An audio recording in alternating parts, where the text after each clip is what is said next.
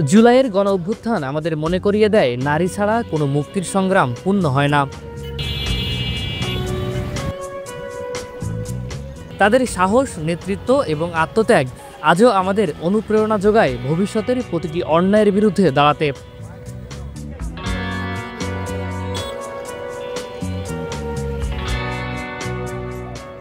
আজ রাজধানীর সংসদ ভবনের দক্ষিণ প্লাজা থেকে জুলাই কন্যাদের স্মরণে এক ব্যতিক্রমী রিকশা র্যালির আয়োজন করা হয়। এই র্যালিটি শুধু একটি যান্ত্রিক যাত্রা নয়, বরং এটি ছিল স্মৃতি, সম্মান আর সংগ্রামের একটি চলমান চিত্র।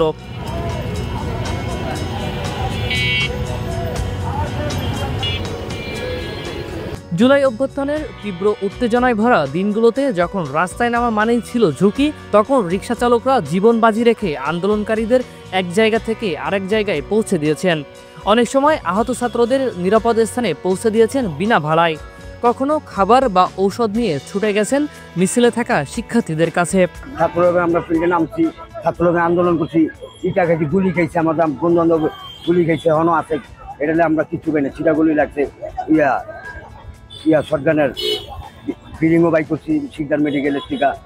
যেভাবে আমরা সহযোগিতা করছি ছাত্রদের সাথে, এরকম সহযোগিতা আমরা অন্য কোনো লোকের মাধ্যমে পাইনি। আমরা রাস্তায় অন্য কোনো লোক ছিল না মামা, রাস্তায় আমরাই ছিলাম জুলাই আন্দোলনে। আন্দোলনের যে অবদান ছিল কিন্তু আমরা কিছুই পাই না। আমরা শুধু ওই সময় পরিশ্রম করছি, আর কিছুই পাই নাই। পরবর্তীতে আমাদের কোনো খোঁজও রাখে নাই, কেউ কোনো কথাও বলে না আমাদের। সংসদ ভবনে শুরু হওয়া র্যালিটি সংসদ ভবন থেকে শুরু হয়ে আগারগাঁও ও শ্যামলী এলাকা প্রদক্ষিণ করে পুনরায় সংসদ ভবনে ফিরে আসে। এতে অংশগ্রহণ করেন বিভিন্ন শ্রেণী পেশার মানুষ, বিশেষ করে নারী, যারা সংগ্রাম আর সাহসিকতার প্রতীক হয়ে উঠেছে বিগত বছরগুলোতে। ফারিজুল ইসলাম, ভিউজ বাংলাদেশ, ঢাকা।